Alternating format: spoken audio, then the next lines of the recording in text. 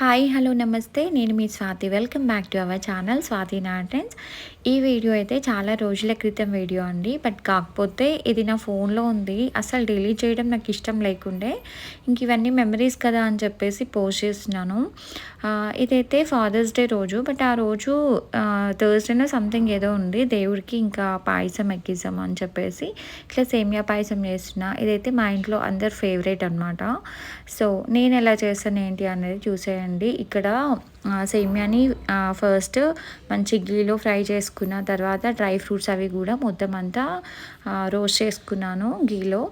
ఇంకా తర్వాత పాలు బాగా మరగబెట్టాలి. ఆ తర్వాత ఈ సేమియా వేసాను. దీనికంటే మనము సేమియా కీట్లాగా చేస్తాం చూసారా, అది ఇంకా బాగుంటుంది. సేమియా చాలా బాగుంటుంది.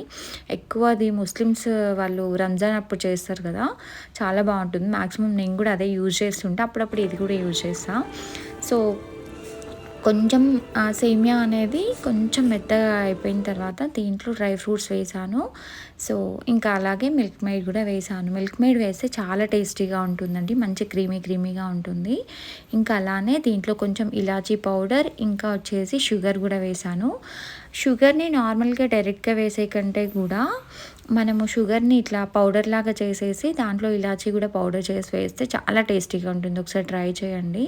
ఇంకా ఆ రోజు ఫాదర్స్ డే అని చెప్పేసి దీన ఈవినింగ్ నుంచి బేకరీకి వెళ్దాం అంటుండే. ఎందుకంటే వాళ్ళ నాన్న కేక్ తీసుకొస్తుందంట, కేక్ కట్ చేపిస్తుందంట. సో ఇంకా మేమైతే బేకరీకి వెళ్ళి ఇలా చాక్లెట్ కేక్ తీసుకొచ్చాము. ఇంకా తర్వాత కట్ చేయించింది. నిజంగా ఫాదర్ అండ్ డాటర్ బాండింగ్ ఎంత బాగుంటుంది కదా అసలు.